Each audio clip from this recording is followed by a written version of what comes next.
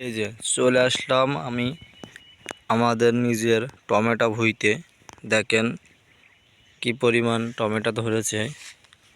আর tomato ভুঁইতে জাল দিয়েছি, পাখি একটা খায় আর 10টা নষ্ট করে বলে এজন্য জালটা দেওয়া হয়েছে। দেখেন এর ভিতরে পাখি জমা হয়ে আছে।